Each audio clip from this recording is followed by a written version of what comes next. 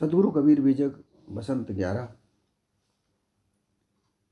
शिव काशी कैसे भई तुम्हारी, अजहूँ हो शिव लेहु विचारी। सतगुरु कबीर काशी के वासी शिव को काशी का वासी माना जाता है। कहा जाता है शिव राजा दक्ष के जमाता थे, जमाई थे। उनकी पुत्री पार्वती से उनका विवाह हुआ था। वह वहीं रहते थे, इसलिए उनको काशी का वासी कहा जाता है। तो जो शिव को आराध्य देव मानकर योगी सन्यासी ज्ञानी जो शिव को सच्चिदानंद घन ब्रह्म मानते हैं, परमहंस लोग अहम ब्रह्मास्मि कहते हैं, शिवोहम सर्व खलविदम ब्रह्म इत्यादि वाणी रटन करते करते रहते हैं और अद्वैत सिद्धांत को दृढ़ाते हैं, मानते हैं। साधन चतुष्टय होकर वेदांत महावाक्य का श्रवण मनन करके परमहंस लोग स्वयं ब्रह्म हो रहे हैं।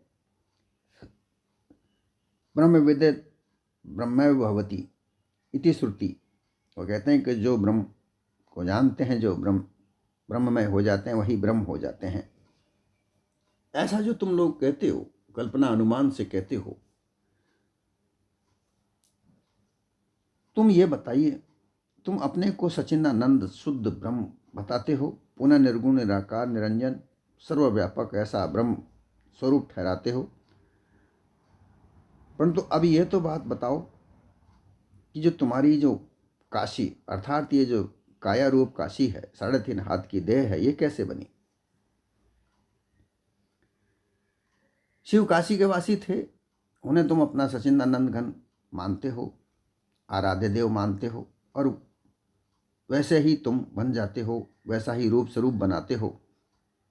शिव स्वरूप बनकर तुम संसार में घूमते हो, लोगों को भयभीत करते हो तुम्हारे स्वरूप को दिखाकर, विभिन्न प्रकार के जटाजूट होकर भयंकर स्वरूप बनाकर तरह तरह का, और लोगों को भयंकर रूप से तुम भयभीत करते हो। तुम्हारी काशी ये जो देह है ये कैसे बनी, ये बताओ। इसके लिए पूछते हैं कि ये तुम बताओ कैसे हो तुम, ये देह तुम्हारी कैसे उत्पन्न हुई? ये असत जड़ दुखमय है और कैसे, कहाँ से, किस कारण से निर्माण हुई? निर्गुण से सरगुण, निराकार से साकार, निरंजन से तन मन आदि का सारा विकार, व्यापक एकादशी, निरीह इच्छा, एक देशी से ये निरीह इच्छा, आवर्ण से वर्ण कैसे बना? तुम सच्चिदानंद ब्रह्म बनते हो, परंतु सत से अर्थात सत और असत, सत से चेतन बड़ा है कि यह शरीर बड़ा है। आनंद से दुख एवं ब्रह्म से जगत, ये कैसे उत्पन्न हो सकता? पुनः ब्रह्म जगत, आनंद दुख, चैतन्य बड़ा और सत में असत समाएगा तो कैसे समाएगा? यदि तुम्हारे कथन से समाया हो तो बताओ। बारंबार असत जड़ दुखमय देह और जगत उत्पन्न होता रहता है, फिर ब्रह्म बनकर भी जगत बंधन में तुम नहीं छूट पाते हो, ये कैसे होता है? अर्थात सदगुरु कबीर यह कहते हैं कि तुम ब्रह्म बनकर भी दुख से छूटते नहीं हो, ब्रह्ममय हो जाते हो, ब्रह्म स्वरूप हो जाते हो, फिर उसमें इच्छा कैसे जागृत होती है? फिर इस शरीर में रहकर तुम दुख क्यों भोगते हो? इसका कभी विचार किया है? अपने अद्वैत ब्रह्म सिद्धांत में लोगों को भ्रमित करते हो, खुद भ्रमित हो, क्योंकि तुम्हें सत्य यथार्थ का तो पता नहीं है। इस भ्रम को छोड़ो।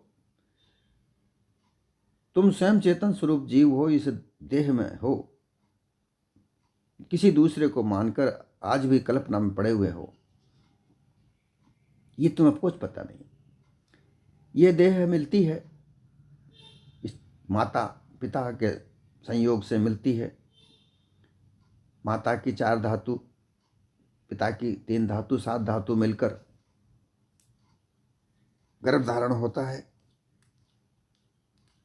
जब माता पिता का संसर्ग होता है, भोग होता है, वीर्य के द्वारा, पिता के वीर्य के द्वारा 3 धातुएं जाती हैं, माता के रज के द्वारा 4 धातुएं इकट्ठी होती हैं, मिलकर 7 धातुएं गर्भस्थ स्थान में इकट्ठा होकर, और पिता के अंश जीव जो अंश है पिता का, वही उसमें शरीर धारण करता है। कोई शिव या कोई आराध्य देव, किसी को भी मानने वाले तुम हो, वो भी शिव भी माता पिता के रजवीर्य से उत्पन्न हुए, विष्णु भी इसी तरीके से माता पिता के रजवीर्य से उत्पन्न हुए, ब्रह्मा भी माता पिता के रजवीर्य से उत्पन्न हुए। सबकी 3.5 हाथ की जो देह है, ये सब माता पिता के भोग से प्राप्त हुई।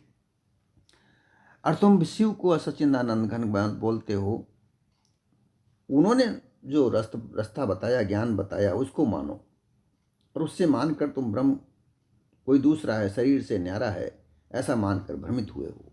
सत्य यथार्थ ज्ञान लो, जब तुम्हारा भ्रम मिटेगा।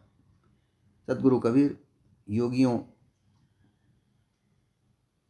और ब्रह्मज्ञानियों सन्यासियों को चेताते हैं कि तुम भ्रम में डूल रहे हो, इस भ्रम में से निकलो।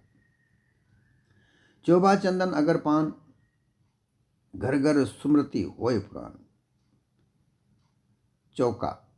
चौबा एक सुगंधित द्रव्य पदार्थ, चौबा अर्थात जो इत्र वगैरह सुगंधित चीज़ों को एक साथ मिलाकर अग्नि में तपाकर चुआया हुआ रस, इत्र के समान जो इत्र होता है, इसको लेकर के और चंदन लेकर तुम तिलक लगाते हो, उससे कहते हो कि मस्तक पर ठंडाई आती है, और खसखस मिलाकर के तांबुल पान इत्यादि खाते हो, और तुम वेद पुराणों को, उपनिषदों को सुनाते हो, घर घर जा जाकर पढ़ कर सुनाते हो। ये शिव, और तुम अपने अपने ब्रह्म ज्ञानियों के चेले बनते हैं, योगियों के चेले बनते हैं, बनाते हो,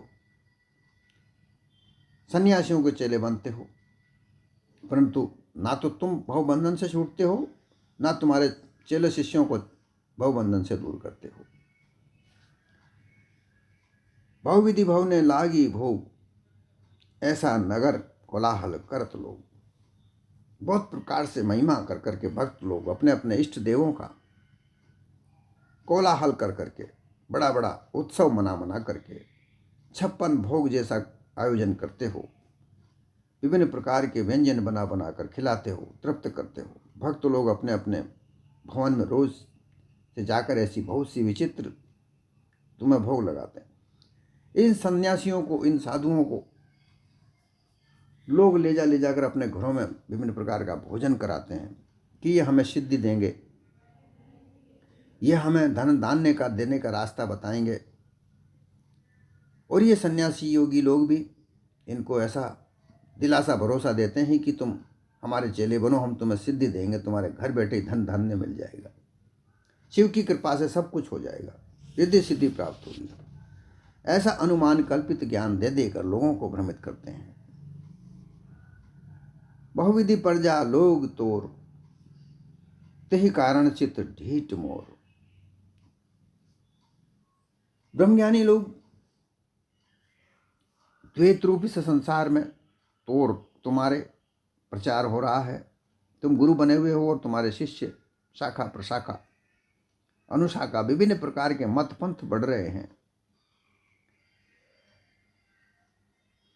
ब्रह्मज्ञानियों का, ज्ञानियों का, योगियों का, सन्यासियों का मत पंथ का प्रचार होता है, उनके शिष्य प्रशिष्य बनते हैं। लोग ऐसा मानते हैं कि ये सन्यासी लोग, ये योगी लोग ऐसी कृपा करते धन धान्य भर जाता है, परंतु ऐसा कुछ नहीं होता। धन धान्य तो पुरुषार्थ करने से प्राप्त होता है, परंतु ये लोग ऐसा भ्रमित ज्ञान देकर लोगों को ब्रह्म ज्ञान में उलझा करके, भ्रमित करके, आडंबर रच रच के लोगों को भ्रमित करते हैं। ये बुद्धि, ज्ञान बुद्धि, विद्वान, सहनशील, शांत, ये वस्तुएं नहीं सिखाते। लोगों को ये नहीं कहते कि तुम छल कपट पाखंड छोड़ दो, सच्चाई का रास्ता अपनाओ, प्रेम के साथ रहो, अहिंसा मत करो। ये नहीं करते। ये तो और उल्टे हिंसा करवाते हैं, बलि चढ़वाते हैं, विभिन्न प्रकार के उत्सव करवाते हैं जिनमें नंगे नाच भी होते हैं। ऐसा ऐसा ये लोग करके और लोगों को भ्रमित करते हैं। हमरे बलकवा के ई है ज्ञान, तोहरा को समझावे आन। हमरे बलकवा, बालक, हमारे बालक अबोध नरजीवों एवं गुरु शिष्यों को तो यही ज्ञानाकार व ज्ञान स्वरूप चेतन पारक पद का बोध देना, लेना, जानना, समझना, बूझना, ब्रह्म बोल मिटाना, यही ऐसा वास्तविक ज्ञान सत्य ज्ञान है। सही साहब कहते हैं कि मेरा ज्ञान तो ऐसा है कि मैं अब मेरे बालकों को, मेरे शिष्यों को, जो अबोध नरजीव हैं, जो मेरे शिष्य मूल गुरु शिष्य, वही ज्ञानाकार व ज्ञान स्वरूप चेतन स्वरूप का पारक बोध देता है। उनको समझाते हैं, समझाते हैं, जनाते हैं, बुझाते हैं, भ्रम भूल मिटाते हैं। यही हमारा तो यही ज्ञान है। परंतु तुम कल्पना में पड़े हुए, तुमसे अलग कोई परमात्मा है, कोई शिव को मानता है, कोई विष्णु को मानता है, कोई भगवती देवी कहकर पुकारता है, और अपने से अलग मानकर कल्पना में पड़े हुए विभिन्न प्रकार के अनुष्ठान, उपासना, विभिन्न प्रकार के कर्मकांड, विभिन्न प्रकार के उपासना के कांड, विभिन्न प्रकार के योग क्रियाएं को सिखा सिखा के लोगों को भ्रमित करते हैं। ये इस तरीके से तुम सब सारे संसार को भ्रमित करके सत्य यथार्थ ज्ञान नहीं देती। सत्य यथार्थ ज्ञान वह है जिससे मानवता का प्रकाश हो, मानवता के गुण धारण करे। मानवता के गुण साँच, विचार, शील, दया, धीरज, सच बोले, झूठ नहीं बोले, विचार करे, बिना विचारे जो कोई काम नहीं करे, शीलता रखे अर्थात नम्रता, कोमलता के साथ अपना कार्य करे, धैर्य रखे और दया का प्रसार रखे। परंतु तुम इन पांचों जो मानव गुण हैं इनको तो नहीं धारण करवाते, और तुम कर्म कांड में बालक, उपासना में उन्मत्त, और योग कांड में तुम पिशाच अवस्था को धारण करते हो। पर परमहंस बन जाते हो तो जड़ अध्यास हो जाते हो, जड़ बन जाते हो, मूक बन जाते हो। ऐसी दशा करने से मानवता का क्या प्रयोजन पूरा होता है? इससे कोई प्रयोजन नहीं पूरा होता। सब तुम काल्पनिकता में पड़े हुए मानवता का पाठ किसी को नहीं पढ़ाते हो। अमृत वस्तु जाने नहीं, मगन भया सब लोय। कहें कबीर काम ही नहीं, जीव ही मरण न होए। अमृत वस्तु अर्थात ये चेतन स्वरूप जीव अमर है, इसका जन्म मरण नहीं होता। सारे शास्त्र पुकार कर कहते हैं इस अमृतत्व को, ये चेतन स्वरूप जीव अमर है, इस भेद को तो कोई जानता नहीं है। और तुम कर्म कांड में, उपासना कांड में, योग में, ब्रह्म ज्ञान में मस्त होकर, सारा संसार मस्त होकर घूम रहा है। और ये योगी, ये सन्यासी सब इसी तरीके का ज्ञान प्रसार करके सबको मगन करते हैं, कल्पना में लेकर उलझाते हैं, सत्य यथार्थ ज्ञान नहीं देते। ताकर जो कछु होय काजा, ताही दोष नहीं साहिब लाजा। वो तुम ऐसा ज्ञान देते हो कि जो करता धरता है, जो साहिब है, जो अनुमान काल्पनिक ईश्वर परमात्मा ब्रह्म सर्वाधिष्ठान है, उसको लाज है, तुम्हारा कुछ नहीं है। तुम तो बस उसके नाम से भक्ति करते रहो, उसका स्मरण स्मरण करते रहो, उसे लाज है। ऐसा कह कहकर तुम लोगों को भ्रमित करते हो, और जो कोई कार्य करने वाला है उसको भी कार्य नहीं करने देते, पुरुषार्थ नहीं करने देते। ऐसा भ्रमित ज्ञान हर हर्षित सो कहल भेव, जहां हम तहां दूसरा न केव। ब्रह्मज्ञानी लोग भी इसी तरीके से भ्रमित ब्रह्म ज्ञान को देकर कहते हैं कि ब्रह्म अधिष्ठान है, सर्वाधिष्ठान है, उसी से ब्रह्म की रचना होती है। जगत से ब्रह्म की रचना, और जगत में ब्रह्म है, वो सर्वास्त्र व्यापक है। ऐसा कह कहकर भाई जगत से ब्रह्म की रचना और ब्रह्म से ही जगत, जगत में ब्रह्म सर्वव्यापक है, सर्वाधिष्ठान है, ब्रह्म जगत को रचना करता है। फिर कहते हैं कि जगत ही ब्रह्म को उत्पन्न करता है।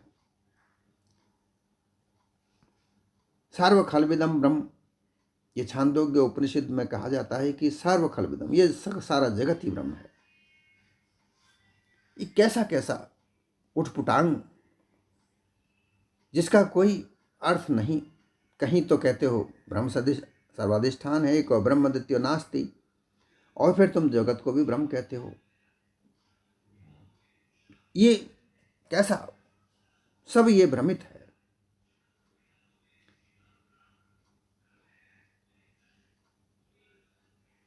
ब्रह्मज्ञानियों की, योगियों की इस तरीके की बड़ाई करते हैं, और बड़ाई करके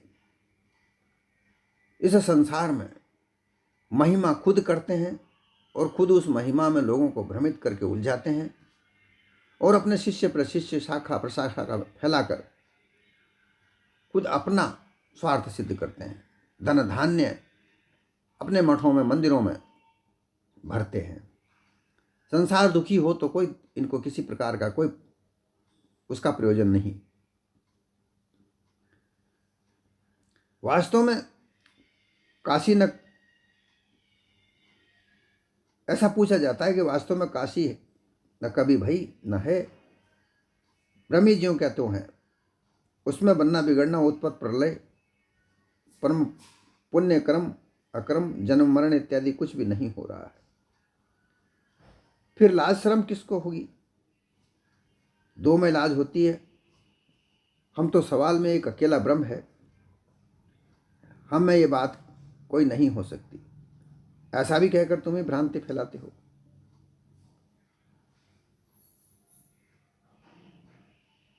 जिना आचार्य मन धरऊ धीरा, जिस देखें तस कहे कबीरा।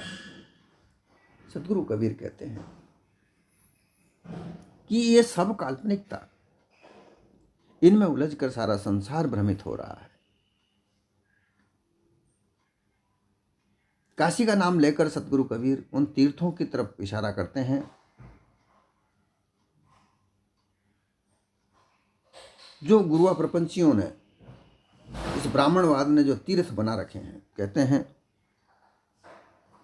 64 तीर्थ, काशी, अयोध्या, द्वारका, मथुरा, ये इस प्रकार के जो जितने भी तीर्थ हैं, द्वारकापुरी, ये तीर्थ सब जब कभी वहां पर महापुरुषों ने तप किया, तपस्या की, ये उन महापुरुषों के तपस्या से पवित्र स्थान हुए, और वहां का ऐसा वातावरण बना कि वहां जाने से लोगों को मन में प्रसन्नता होती है। परंतु उनमें इन्हें प्रपंची लोगों ने कहीं शिव की मूर्ति स्थापना कर दी, कहीं विष्णु की स्थापना कर दी, कहीं माता की स्थापना कर दी, विभिन्न प्रकार के देवी देवताओं की मूर्तियां स्थापना करके तीर्थों का नाम देकर जो लोगों को भ्रमित किया है, ये कैसे बनी, ये सब लोगों की मान्यताएं हैं। अनुमान कल्पना से मान्यता कर करके लोगों को वहां स्नान करने से पुण्य लाभ होगा, ऐसा कह के कर वहां अपनी दुकानें खोली हैं। लाखों की तादाद में वहां लोग जाते हैं और वहां पर इन पुरोहित वर्गों को खूब चढ़ावा देते हैं। ये उनका व्यापार है। उस व्यापार में उनको धन की खूब प्राप्ति होती है और लोग समझते हैं कि हमें वहां स्नान करने से हमारा पाप पुण्य हुआ। ऐसा कुछ नहीं होता। ये सब अनुमान कल्पना, विभिन्न प्रकार के इनके रूप स्वरूप को देख देख कर लोग भयभीत होते हैं, कोई आकर्षित होते हैं। जटाजूट होकर अपने आप को मूक बनाकर परमहंस कहलाने वाले लोग, वो कुछ ऐसा जानते ही नहीं, अपने निस्वरूप को प्राप्त नहीं करते। वो केवल जो लोग शिव विष्णु ब्रह्मा जितने भी जो लोग हैं, 10 अवतार जिनको ब्रह्म स्वरूप कहा जाता है, ये सब अपने अपने समय के मानव थे जिन्होंने इस संसार में अपना पुरुषार्थ करके अपने आप को उन्नत बनाया। अपने अपने समय के अनुसार ये देह सबकी छूटती है। कोई देह अमर लेकर नहीं आया, ये सब चले गए। अगर अमर कहा जाता है तो 8 व्यक्तियों को, वो भी एक कल्पना है, मात्र कल्पना है कि हनुमान अमर हैं, जामवंत अमर हैं। ऐसे 8 व्यक्तियों का नाम कहा जाता है कि जो ये अमर हैं। हनुमान के लिए कहते हैं, जामवंत के लिए कहते हैं, और भी नाम हैं, उनको कहते हैं कि ये अमर हैं। परंतु ऐसा कुछ नहीं है। सब अपने अपनी देह त्याग कर गए। उनके किए हुए कार्य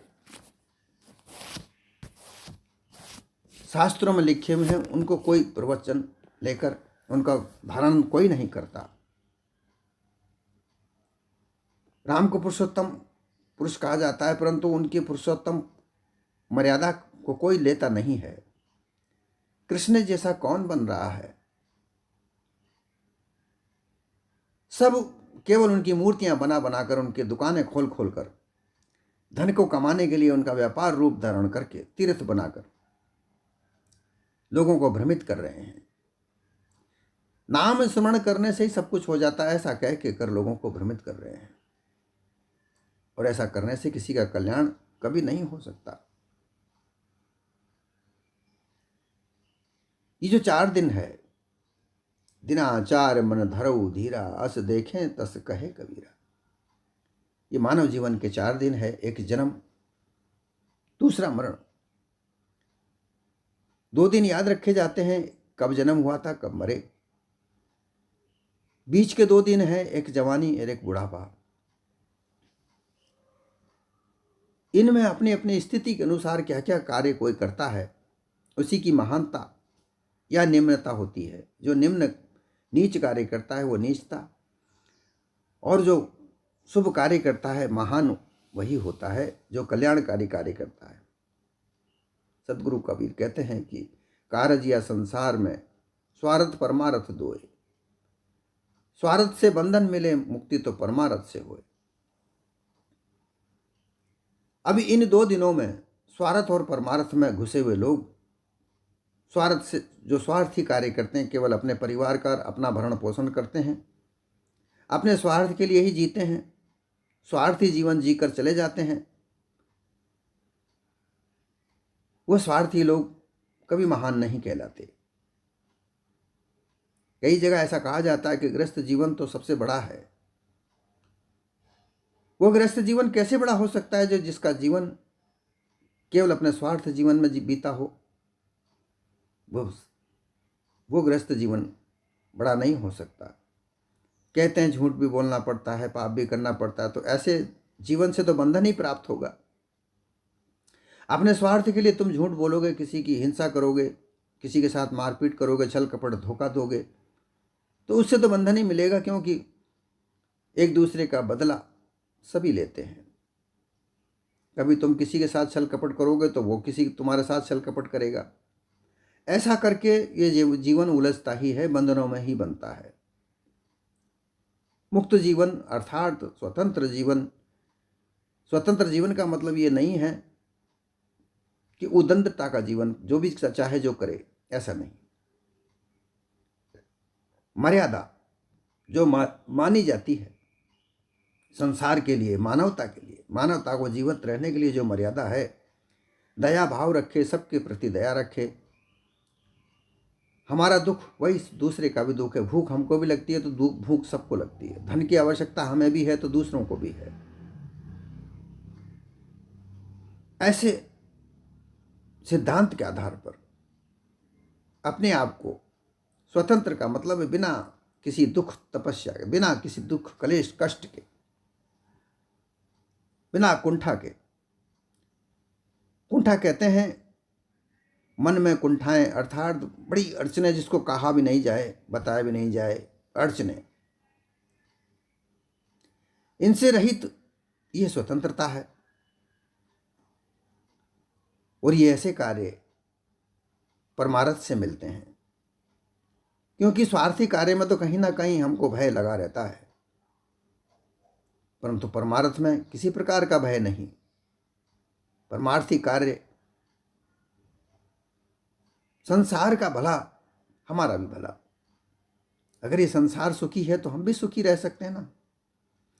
संसार में दुख होगा तो वो दुख हमें भी प्राप्त होगा। ये परमार्थी कार्य।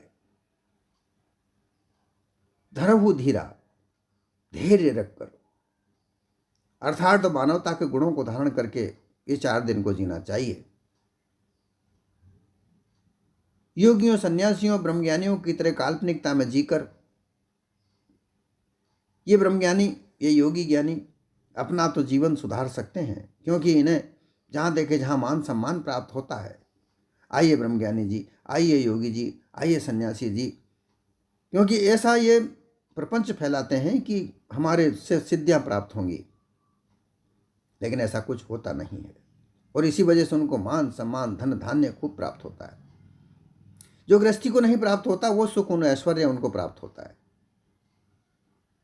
ये सब छल कपट है। और फिर ये ऐसे धन धान्य में उनके मठ मंदिरों में आए दिन झगड़े फसाद भी होते रहते हैं, कत्ल भी होते रहते हैं। तो फसाद ही है, बंधन ही है। निर्बंधन परोपकार कार्य करे। मठ मंदिर आश्रम इत्यादि का निर्माण क्यों करे? विचरण करता रहे। विचरण न करे तो गृहस्थ में ही रहे, परंतु अपने से जो कुछ हो जाए वह करे। नेकी किसी के साथ में जो कुछ बने सो कर, मत भार बदी का सिर ले, बस हो गया भजन। साहिब ने एक जगह कहा है कि अपने से जितनी बन जाए, सामर्थ्य अनुसार किसी के साथ अपने से नेकी बन जाए वो करो। बदी का भार अपने सिर पर मत लो, बस हो गया भजन। भजन करने का यही तरीका है, इसके अलावा और कुछ नहीं है। सांच विचार शील दया धीरज इनको धारण करे और संसार में देख के विचार करे। जस देखे तस कहे कबीर, अर्थात संसार में देखे, विचारे, विचरण करे धैर्य के साथ, और जैसा बन पाए संतोष धारण करके अपने जीवन को व्यतीत करे। अपनी इच्छाओं को ज़्यादा न बढ़ाए। जितना अपने पास में धन है, जितना हमारे पास में धन का जो हमारे पास में जो स्रोत है, मतलब नौकरी चाकरी व्यापार धंधा से जितना हमको धन प्राप्त होता है, उसी के आधार पर अपना जीवन बनाए। ऐसे जीवन जीने से कभी कष्ट नहीं होगा, कल्पना नहीं रहेगी। अपने निस्वरूप की प्राप्ति करे। तुम क्या हो, कैसे हो, ये जानो, इसी में कल्याण होगा। इसी से भ्रांति दूर होगी